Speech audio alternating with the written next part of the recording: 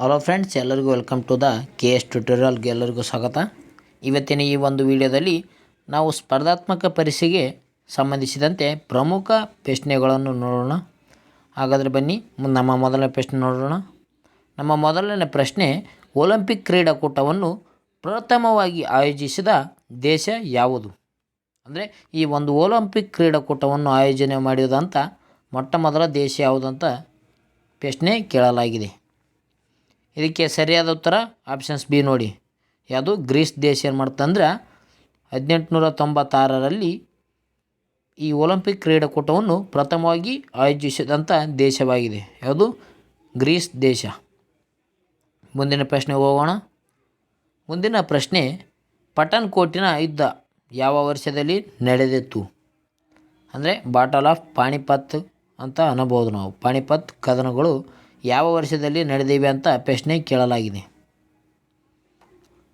ಇದಕ್ಕೆ ಸರಿಯಾದ ಉತ್ತರ ಆಪ್ಷನ್ಸ್ ಡಿ ನೋಡಿ, ಮೇಲಿನ ಎಲ್ಲವು. ಯಾಕಪ್ಪ ಅಂತಂದರೆ ಪಾಣಿಪತ್ ಯುದ್ಧ, ಈ ಮೂರು ಪಾಣಿಪತ್ ಯುದ್ಧಗಳು ನಡೆದಿವೆ. ಅದರಲ್ಲಿ ಮೊದಲನೇ ಪಾಣಿಪತ್ ಯುದ್ಧ 1526ರಲ್ಲಿ ನಡೆದಿದೆ. ಎರಡನೇ ಪಾಣಿಪತ್ ಯುದ್ಧ 1556ರಲ್ಲಿ. ಮೂರನೇ ಪಾಣಿಪತ್ ಯುದ್ಧ 1761ರಲ್ಲಿ. ಒಟ್ಟು 3 ಬಾರಿ ಈ ಪಾಣಿಪತ್ ಯುದ್ಧಗಳು ನಡೆದಿವೆ ಅಂತ ಹೇಳಬಹುದು ನೋಡಿ ನಾವು. ಇದಕ್ಕೆ ಸರಿಯಾದ ಉತ್ತರ ಆಪ್ಷನ್ಸ್ ಡಿ ಆಗಿದೆ, ಮೇಲಿನ ಎಲ್ಲವು. ಅಶೋಕನ ಕಾಲದಲ್ಲಿ ನಡೆದ ಕಳಿಂಗ ಯುದ್ಧದ ಫಲವಾಗಿ ಯಾವ ಪ್ರಮುಖ ಪರಿಣಾಮ ಉಂಟಾಯಿತು? ಅಂದರೆ ಅಶೋಕನ ಕಾಲದಲ್ಲಿ ಈ ಕಳಿಂಗ ಯುದ್ಧ ನಡೀತದೆ. ಅಂದರೆ ಕ್ರಿಸ್ತಪೂರ್ವ 261ರಲ್ಲಿ ಅಂತ ಹೇಳ್ಬೋದು ನಾವು. ಆ ಸಮಯದಲ್ಲಿ ಒಂದು ಪರಿಣಾಮವಾಗಿ ಯಾವ ಪರಿಣಾಮ ಉಂಟಾಗುತ್ತದೆ ಅಂತ ಪ್ರಶ್ನೆ ಕೇಳಿದ್ದಾರೆ. ಇದಕ್ಕೆ ಸರಿಯಾದ ಉತ್ತರ ಆಪ್ಷನ್ಸ್ ಬಿ ನೋಡಿ, ಬೌದ್ಧ ಧರ್ಮಕ್ಕೆ ಅಶೋಕನ ತಿರುಗಾಟ ಆಗುತ್ತದೆ. ಅಂದರೆ ಈ ಕಳಿಂಗ ಯುದ್ಧ ಆದ ನಂತರ ಅಶೋಕ ಮನನೊಂದಿಗೆಸಿಂದ ಈ ಬೌದ್ಧ ಧರ್ಮದ ಒಂದು ಪ್ರಚಾರವನ್ನು ಮಾಡಲು ತೊಡಗುತ್ತಾನೆ ಅಂತ ಹೇಳಬಹುದು ನಾವು. ಇದಕ್ಕೆ ಸರಿಯಾದ ಉತ್ತರ ಆಪ್ಷನ್ಸ್ ಬಿ ಆಗಿದೆ ನೋಡಿ, ಬೌದ್ಧ ಧರ್ಮಕ್ಕೆ ಅಶೋಕನ ತಿರುಗಾಟ. ಮುಂದಿನ ಪ್ರಶ್ನೆಗೆ ಹೋಗೋಣ. ಇದು ವಿಜ್ಞಾನಕ್ಕೆ ಸಂಬಂಧಿಸಿದಂಥ ಪ್ರಶ್ನೆ ಆಗಿದೆ ನೋಡಿ. ಪ್ರಕಾಶದ ವೇಗದ ಮೌಲ್ಯವು ಯಾವುದು ಎಂಬುದು ಪ್ರಶ್ನೆಯಾಗಿದೆ. ಅಂದರೆ ಬೆಳಕಿನ ವೇಗ ಅಂತ ಹೇಳ್ಬೋದು. ಸೂರ್ಯನ ಬೆಳಕಿನ ವೇಗ ರೀತಿಯಲ್ಲಿ ಪ್ರಕಾಶದ ವೇಗದ ಮೌಲ್ಯವು ಏನಾಗಿದೆ ಅಂತ ಕೇಳಲಾಗಿದೆ ಪ್ರಶ್ನೆ. ಇದು ಮೀಟರ್ ಪರ್ ಸೆಕೆಂಡಲ್ಲಿ ಈ ರೀತಿಯಾಗಿ ಕೇಳಿದ್ದಾರೆ. ಇದಕ್ಕೆ ಸರಿಯಾದ ಉತ್ತರ ಆಪ್ಷನ್ಸ್ ಬಿ ನೋಡಿ, 3 × 10⁸ ಮೀಟರ್ ಪರ್ ಸೆಕೆಂಡ್. ಇದಕ್ಕೆ ಸರಿಯಾದ ಉತ್ತರ ಆಗಿದೆ ನೋಡಿ. ಮುಂದಿನ ಪ್ರಶ್ನೆಗೆ ಹೋಗೋಣ. ನೀಲಾ ನದಿ ಯಾವ ದೇಶದ ಮೂಲಕ ಹರಿಯುತ್ತದೆ? ಇದು ಭೌಗೋಳಶಾಸ್ತ್ರಕ್ಕೆ ಸಂಬಂಧಿಸಿದಂಥ ಪ್ರಶ್ನೆಯಾಗಿದೆ. ನೀಲಾ ನದಿ ಯಾವ ದೇಶದ ಪ್ರಮುಖ ಹರಿಯುತ್ತದೆ? ಈ ನೀಲಾ ನದಿ ಅಥವಾ ನೀಲಿ ನದಿ ಅಂತ ಹೇಳ್ಬೋದು ನಾವು. ಈ ನೀಲಿ ನದಿ ಯಾವ ದೇಶದ ಮೂಲಕ ಹರಿಯುತ್ತದೆ ಅಂತ ಪ್ರಶ್ನೆಯನ್ನು ಕೇಳಲಾಗಿದೆ. ಇದಕ್ಕೆ ಸರಿಯಾದ ಉತ್ತರ ಆಪ್ಷನ್ ಸಿ ನೋಡಿ, ಈಜಿಪ್ಟ್ ದೇಶ. ಈ ನೀಲಿ ನದಿ ಕಂಡುಬರುವುದು ಈಜಿಪ್ಟ್ ದೇಶದಲ್ಲಿ ನೋಡಿ. ಇದಕ್ಕೆ ಸರಿಯಾದ ಉತ್ತರ ಈಜಿಪ್ಟ್ ದೇಶ ಆಗಿದೆ ನೋಡಿ. ಮುಂದಿನ ಪ್ರಶ್ನೆ ಹೋಗೋಣ. ಮುಂದಿನ ಪ್ರಶ್ನೆ, ಹಿಂದಿ ಭಾಷೆಯನ್ನು ಸಂವಿಧಾನದಲ್ಲಿ ಅಧಿಕೃತ ಭಾಷೆಯಾಗಿ ಗುರುತಿಸಿದ ವರ್ಷ ಯಾವುದು?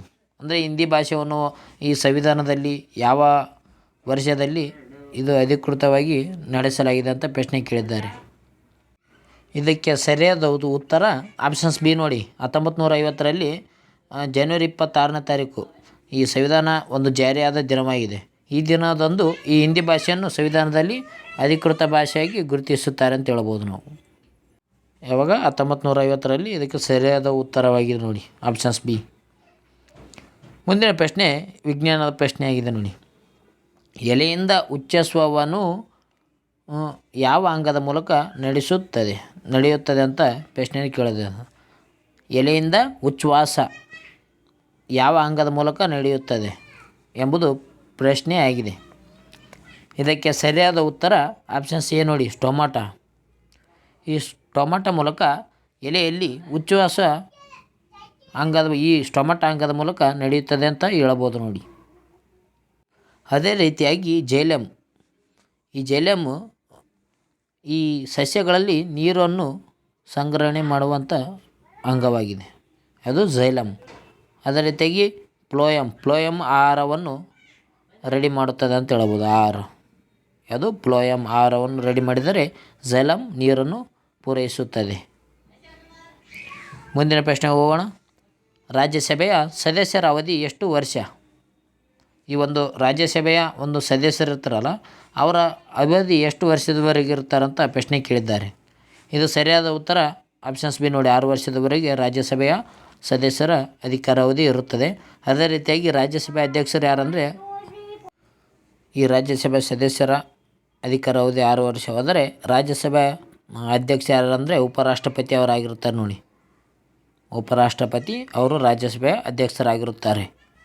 ಮುಂದಿನ ಪ್ರಶ್ನೆ ಹೋಗೋಣ. ಎಲೆಗೆ ಹಸಿರು ಬಣ್ಣ ಕೊಡುವ ಕ್ಲೋರೋಫಿಲ್ನಲ್ಲಿರುವ ಮುಖ್ಯ ಲೋಹ ಯಾವುದು? ಅಂದರೆ ಈ ಎಲೆ ಹಸಿರಾಗಿರಲು ಕಾರಣ ಕ್ಲೋರೋಫಿಲ್. ಆ ಕ್ಲೋರೋಫಿಲ್ನಲ್ಲಿ ಇರುವಂಥ ಲೋಹ ಯಾವುದಂತ ಪ್ರಶ್ನೆ ಕೇಳಿದ್ದಾರೆ. ಇದಕ್ಕೆ ಸರಿಯಾದ ಉತ್ತರ ಆಪ್ಷನ್ ಸಿ ನೋಡಿ, ಮ್ಯಾಗ್ನೀಷಿಯಮ್ ಅಂತ ಹೇಳ್ಬೋದು ನಾವು. ಈ ಮ್ಯಾಗ್ನೀಷಿಯಮ್ ಈ ಎಲೆಯಲ್ಲಿ ಈ ಕ್ಲೋರೋಫಿಲ್ನಲ್ಲಿ ಇರುವಂಥ ಲೋಹವಾಗಿದೆ ಮ್ಯಾಗ್ನೀಷಿಯಮ್. ಸೂರ್ಯನಿಗೆ ಅತಿ ಹತ್ತಿರವಾದ ಗ್ರಹ ಯಾವುದು ಎಂಬುದು ಪ್ರಶ್ನೆಯಾಗಿದೆ. ಸೂರ್ಯನಿಗೆ ಹತ್ತಿರವಾದ ಗ್ರಹ ಯಾವುದು? ಇದಕ್ಕೆ ಸರಿಯಾದ ಉತ್ತರ ಆಪ್ಷನ್ ಸಿ ನೋಡಿ, ಬುಧ ಗ್ರಹ ಅಂತ ಹೇಳ್ಬೋದು ನಾವು. ಬುಧ ಗ್ರಹ ಸೂರ್ಯನಿಗೆ ಹತ್ತಿರವಾದಂಥ ಗ್ರಹವಾಗಿದೆ. ಬುಧ ಆಗಣ ನಂತರದಲ್ಲಿ ಶುಕ್ರ ಗ್ರಹ ಕಂಡು ಬರ್ತದೆ. ಶುಕ್ರ ಗ್ರಹಣ ಭೂಮಿ ಆಗಣ ಮಂಗಳ ಆಗಣ ಗುರು. ಈ ರೀತಿಯಾಗಿ ಒಂದು ಕಾಣುತ್ತದೆ ಅಂತ ಹೇಳ್ಬೋದು ನಾವು. ಭೂಮಿಗಳು ಗ್ರಹಗಳು ಈ ರೀತಿಯಾಗಿ ಕ್ರಮವಾಗಿ ಇದ್ದಾವೆ. ಸೂರ್ಯನಿಂದ ಬುಧ, ಬುಧನಿಂದ ಶುಕ್ರ, ಶುಕ್ರನಿಂದ ಭೂಮಿ, ಭೂಮಿಯಿಂದ ಮಂಗಳಿಂದ ಗುರುವಿಂದ ಶನಿ, ನೆಪ್ಚೂನ್, ಯುರೇನಸ್ ಅಂತ ಹೇಳ್ಬೋದು. ಅಥವಾ ಯುರೇನಸ್ ನೆಪ್ಚೂನ್ ಅಂತ ಹೇಳ್ಬೋದು. ನೆಪ್ಚೂನ್ ಕೊನೆಯದಾಗಿದೆ. ಮುಂದಿನ ಪ್ರಶ್ನೆ ಹೋಗೋಣ. ಭಾರತೀಯ ರಾಷ್ಟ್ರೀಯ ಕಾಂಗ್ರೆಸ್ನ ಮೊದಲ ಮಹಿಳಾ ಅಧ್ಯಕ್ಷೆ ಯಾರು? ಅಂದರೆ ಈ ರಾಷ್ಟ್ರೀಯ ಕಾಂಗ್ರೆಸ್ 1885ರಲ್ಲಿ ಸ್ಥಾಪನೆ ಮಾಡಲಾಗುತ್ತದೆ. ಇದರಲ್ಲಿ ನಮ್ಮ ಭಾರತದ ದೇಶದ ಕಡೆಯಿಂದ ಮೊದಲ ಮಹಿಳಾ ಅಧ್ಯಕ್ಷೆ ಹಾಕುತ್ತಾರೆ. ಅವರು ಯಾರು ಅಂತ ಪ್ರಶ್ನೆ ಕೇಳಿದ್ದಾರೆ. ಇದಕ್ಕೆ ಸರಿಯಾದ ಉತ್ತರ ಆಪ್ಷನ್ ಸಿ ನೋಡಿ, ಸರೋಜಿನಿ ನಾಯ್ಡು. ಇವರು ಯಾವಾಗಂದರೆ 1925ರಲ್ಲಿ ಇವರು ಸರೋಜಿನಿ ನಾಯ್ಡು ಅವರು ಈ ಭಾರತ ಮೊದಲ ಮಹಿಳಾ ಅಧ್ಯಕ್ಷರಾಗುತ್ತಾರೆ ಅಂತ ಹೇಳ್ಬೋದು ನಾವು. ಅದೇ ರೀತಿಯಾಗಿ 1917ರಲ್ಲಿ ಯಾರಪ್ಪ ಅಂತಂದರೆ ಅನಿ ಬೆಸೆಂಟ್ ಅಂತ ಹೇಳ್ತೀವಿ. ಇವರು ಅನಿ ಬೆಸೆಂಟ್ ಅವರು 1917ರಲ್ಲಿ ರಾಷ್ಟ್ರೀಯ ಕಾಂಗ್ರೆಸ್ನ ಮೊದಲ ಮಹಿಳೆ ಆಗಿದ್ದಾರೆ ನೋಡಿ. ಯಾರು? ಅನಿ ಬೆಸೆಂಟ್.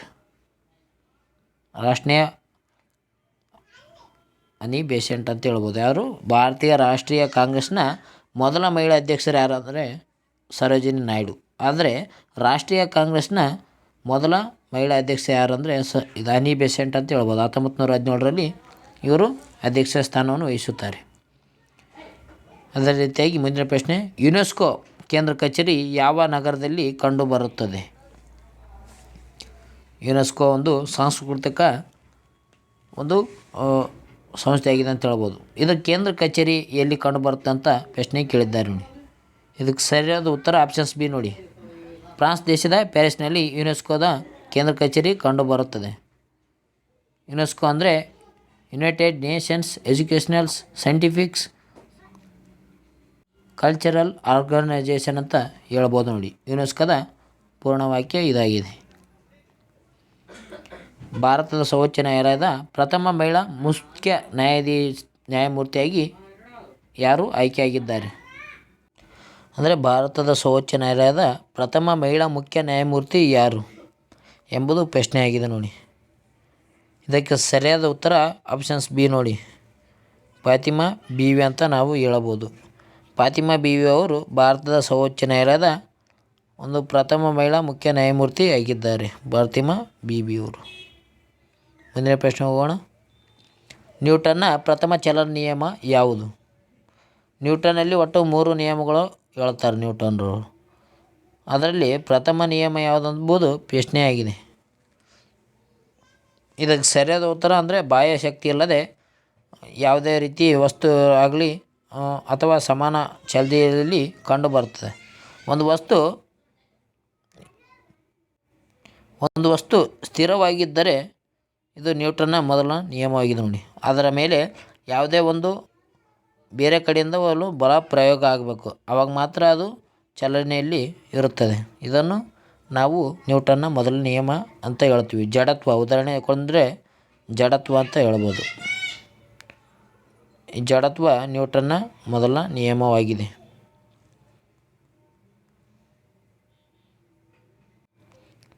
ಮುಂದಿನ ಪ್ರಶ್ನೆ ಹೋಗೋಣ. ಮುಂದಿನ ಪ್ರಶ್ನೆ, ಹೃದಯದ ಚಲನೆ ಮತ್ತು ರಕ್ತ ಪರಿಚಲನೆ ತತ್ವವನ್ನು ಮೊದಲಿಗೆ ಯಾರು ವಿವರಿಸಿದರು? ಇದು ಅಂದರೆ ರಕ್ತ ಪರಿಚಲನೆ ತತ್ವ ಆಗಿರ್ಬೋದು ಅಥವಾ ಹೃದಯದ ಚಲನೆ, ಈ ತತ್ವವನ್ನು ಮೊದಲಿಗೆ ವಿವರಿಸಿದ ವ್ಯಕ್ತಿ ಯಾರು ಅಂತ ಪ್ರಶ್ನೆ ಕೇಳಲಾಗಿದೆ. ಇದಕ್ಕೆ ಸರಿಯಾದ ಉತ್ತರ ಆಪ್ಷನ್ಸ್ ನೀವೇ ಹೇಳಿ ಅಂತ ಕಮೆಂಟ್ ಮೂಲಕ ತಿಳಿಸಿದೆ. ಇದರ ಉತ್ತರ ಏನಂದರೆ ನೀವು ಕಮೆಂಟ್ ಮೂಲಕ ತಿಳಿಸಿ. ಏನೆಂದರೆ ರಕ್ತ ಪರಿಚಲನೆ ತತ್ವವನ್ನು ಮೊದಲಿಗೆ ಪ್ರತಿಪಾದಿಸಿದ ವ್ಯಕ್ತಿ ಯಾರು ಅಂತ ಎಂಬುದನ್ನು ಕಮೆಂಟ್ ಮೂಲಕ ತಿಳಿಸಿ. ಮುಂದಿನ ಪ್ರಶ್ನೆಗೆ ಹೋಗೋಣ. ಮಹೋಪಾಧ್ಯಾಯ ಬಿರುದನ್ನು ಪಡೆದ ಮೊದಲ ಭಾರತೀಯ ಯಾರು? ಮಹೋಪಾಧ್ಯಾಯ ಎಂಬ ಬಿರುದನ್ನು ಪಡೆದಂಥ ಭಾರತೀಯ ವ್ಯಕ್ತಿಯ ಯಾರು ಅಂತ ಪ್ರಶ್ನೆ ಕೇಳಲಾಗಿದೆ. ಇದಕ್ಕೆ ಸರಿಯಾದ ಉತ್ತರ ಆಪ್ಷನ್ಸ್ ಬಿ ನೋಡಿ, ರಾಧಾಕಾಂತ್ ದೇವ್. ಇವರು ಏನು ಮಾಡ್ತಾರೆ ಅಂದರೆ ಇವರು ಬ್ರಿಟಿಷರಿಂದ ಈ ಬಿರುದನ್ನು ಪಡೆದುಕೊಂಡಿರುವಂಥ ವ್ಯಕ್ತಿಯಾಗಿದ್ದಾರೆ. ಮಹೋಪಾಧ್ಯಾಯ ಎಂಬ ಬಿರುದನ್ನು ಪಡೆದಂಥ ವ್ಯಕ್ತಿ ರಾಧಾಕಾಂತ್ ದೇವ್. ಇದಕ್ಕೆ ಸರಿಯಾದ ಉತ್ತರ ಬಿ ಆಗಿದೆ, ಆಪ್ಷನ್ಸ್ ಬಿ, ರಾಧಾಕಾಂತ್ ದೇವ್. ಅದೇ ರೀತಿಯಾಗಿ ಮುಂದಿನ ಪ್ರಶ್ನೆ, ಭಾರತದಲ್ಲಿ ಆಯೋಗಿತ ರಾಜ್ಯಪಾಲರನ್ನು ನೇಮಕ ಮಾಡುವ ಅಧಿಕಾರ ಯಾರಿಗೆ ಇದೆ? ಅಗದಿ ಈಜಿ ಪ್ರಶ್ನೆ ಇದೆ ನೋಡಿ. ಇದು ಸಂವಿಧಾನಕ್ಕೆ ಸಂಬಂಧಿಸಿದಂಥ ಪ್ರಶ್ನೆಯಾಗಿದೆ. ಇದು ಅಂದರೆ ಈ ರಾಜ್ಯಪಾಲರನ್ನು ನೇಮಕ ಮಾಡುವಂಥ ವ್ಯಕ್ತಿ ಯಾರಿದ್ದಾರೆ ಅಂತ ಕೇಳಲಾಗಿದೆ. ಅಧಿಕಾರ ಯಾರಿಗಿರುತ್ತದೆ? ರಾಜ್ಯಪಾಲರನ್ನು ನೇಮಕ ಮಾಡುವಂಥ ಅಧಿಕಾರ ಯಾವ ವ್ಯಕ್ತಿಗೆ ಇರುತ್ತದೆ ಅಂತ ಪ್ರಶ್ನೆ ಕೇಳಲಾಗಿದೆ. ಇದಕ್ಕೆ ಸರಿಯಾದ ಉತ್ತರ ಆಪ್ಷನ್ ಸಿ ನೋಡಿ, ರಾಷ್ಟ್ರಪತಿ. ಸಂವಿಧಾನದ 155ನೇ ವಿಧಿಯ ಪ್ರಕಾರ ರಾಜ್ಯಪಾಲರ ನೇಮಕಕ್ಕೆ ಸಂಬಂಧಿಸಿದೆ ಅಂತ ನಾವು ಹೇಳ್ತೀವಿ. ಇದರ ಮೂಲಕ ಏನು ಅಂದರೆ ಒಂದು ಅಥವಾ ಎರಡು ರಾಜ್ಯಗಳಿಗೆ ಒಬ್ಬ ರಾಜ್ಯಪಾಲರು ಇರಬೇಕೆಂಬುದು ರೂಲ್ಸ್ ಆಗಿದೆ. ರಾಜ್ಯಪಾಲರನ್ನು ನೇಮಕ ಮಾಡೋರು ಯಾರು? ರಾಷ್ಟ್ರಪತಿ ಆಗಿದ್ದಾರೆ ನೋಡಿ. ಮುಂದಿನ ಪ್ರಶ್ನೆಗೆ ಹೋಗೋಣ. ಸ್ನೆಲ್ ನಿಯಮವು ಯಾವ ವಿಷಯಕ್ಕೆ ಸಂಬಂಧಿಸಿದೆ? ಇದು ವಿಜ್ಞಾನಕ್ಕೆ ಸಂಬಂಧಿಸಿದ ಪ್ರಶ್ನೆಯಾಗಿದೆ ನೋಡಿ. ಅಂದರೆ ಸ್ನೆಲ್ ನಿಯಮ ಯಾವ ವಿಷಯಕ್ಕೆ ಸಂಬಂಧಿಸಿದೆ ಎಂಬುದು ಪ್ರಶ್ನೆ ಆಗಿದೆ. ಅಂದರೆ ಪ್ರಮುಖ ವಿಜ್ಞಾನಕ್ಕೆ ಸಂಬಂಧಿಸಿದ ನಿಯಮಗಳ ಬಗ್ಗೆ ಕೂಡ ಈ ಒಂದು ಪರೀಕ್ಷೆಯಲ್ಲಿ ಪ್ರಶ್ನೆ ಕೇಳಬಹುದಾಗಿದೆ. ಸ್ನೆಲ್ಸ್ ನಿಯಮ ಇದು ಸಂಬಂಧಿಸಿರುವುದು ಸರಿಯಾದ ಉತ್ತರ ಆಪ್ಷನ್ ಸಿ ನೋಡಿ, ಬೆಳಕಿನ ವ್ಯತ್ಯಾಸ. ಸ್ನೆಲ್ಸ್ ನಿಯಮ ಈ ಬೆಳಕಿನ ವ್ಯತ್ಯಾಸ ವಿಷಯಕ್ಕೆ ಸಂಬಂಧಿಸಿದಂಥ ನಿಯಮವಾಗಿದೆ ಅಂತ ಹೇಳಬಹುದು. ಬೆಳಕಿನ ವ್ಯತ್ಯಾಸ ಅಥವಾ ಬೆಳಕಿನ ಪ್ರತಿಫಲನ ಅಂತ ಕೂಡ ನಾವು ಕರಿಬಹುದು. ಬೆಳಕಿನ ವ್ಯತ್ಯಾಸ ಜೊತೆಗೆ ಬೆಳಕಿನ ಪ್ರತಿಫಲನ, ಇದು ಸ್ನೆಲ್ಸ್ ನಿಯಮಕ್ಕೆ ಸಂಬಂಧಿಸಿದಂತಾಗಿದೆ. ಭಾರತದ ಅತಿ ಎತ್ತರದ ಜಲಪಾತ ಯಾವುದು? ಇದು ಕೂಡ ಅತ್ಯಂತ ಒಂದು ಸುಲಭವಾದಂಥ ಪ್ರಶ್ನೆಯಾಗಿದೆ ಅಂತ ಅಂದ್ಕೊತೀನಿ. ಇದಕ್ಕೆ ನಿಮಗೇನಾದರೂ ಉತ್ತರವನ್ನು ಕಮೆಂಟ್ ಮೂಲಕ ತಿಳಿಸಿ. ಯಾಕಂದರೆ ಇದರಲ್ಲಿ ಒಂದು 20 ಪ್ರಶ್ನೆಯನ್ನು ಕೇಳಿದ್ದೀವಿ. ಅದರಲ್ಲಿ ನೀವು 2 ಪ್ರಶ್ನೆಗಳಿಗೆ ಉತ್ತರವನ್ನು ಹೇಳಿ. 2 ಪ್ರಶ್ನೆಗಳು ಕೊಟ್ಟಿದ್ದು ನೋಡಿ, ಅದಕ್ಕೆ ಉತ್ತರವನ್ನು ಕಮೆಂಟ್ ಮೂಲಕ ತಿಳಿಸಿ. ಅದೇ ರೀತಿಯಾಗಿ ಇದುವರೆಗೂ ವಿಡಿಯೋ ನೋಡಿದ್ದಕ್ಕೆ ನಿಮಗೆಲ್ಲರಿಗೂ ಧನ್ಯವಾದಗಳು. ಇದೇ ರೀತಿಯಾಗಿ ದಿನಾಲೂ ಈ ಸ್ಪರ್ಧಾತ್ಮಕ ಪರೀಕ್ಷೆಗೆ ಸಂಬಂಧಿಸಿದಂಥ ಪ್ರಮುಖ ಪ್ರಶ್ನೆಗಳು ಉತ್ತರಗಳು ಆಯೋಜನೆ ಮಾಡ್ತಿರ್ತೀನಿ, ವೀಡಿಯೋನ ಹಾಕ್ತಾಯಿರ್ತೀನಿ. ತಪ್ಪದೇ ಎಲ್ಲರೂ ನೋಡಿಕೊಳ್ಳಿ, ಜೊತೆಗೆ ಎಲ್ಲರಿಗೂ ಶೇರ್ ಮಾಡಿ. ಓಕೆ ಫ್ರೆಂಡ್ಸ್, ಇವತ್ತಿನ ಒಂದು ಈ ವಿಡಿಯೋದಲ್ಲಿ ಇಲ್ಲಿಗೆ ಮುಕ್ತಾಯ ಮಾಡೋಣ. ಮುಂದಿನ ವಿಡಿಯೋದಲ್ಲಿ ಸಿಗೋಣ. ಎಲ್ಲರಿಗೂ ಬಾಯ್. ಅದಕ್ಕಿಂತ ಮುಂಚೆ ನೀವೇನಾದರೂ ನಮ್ಮ ಚಾನಲ್ಗೆ ಹೊಸಬರಾದರೆ ಬೇಗನೆ ಸಬ್ಸ್ಕ್ರೈಬ್ ಮಾಡಿಕೊಳ್ಳಿ, ಲೈಕ್ ಮಾಡಿ, ಶೇರ್ ಮಾಡಿ. ಓಕೆ ಫ್ರೆಂಡ್ಸ್, ಎಲ್ಲರಿಗೂ ಬಾಯ್ ಫ್ರೆಂಡ್ಸ್.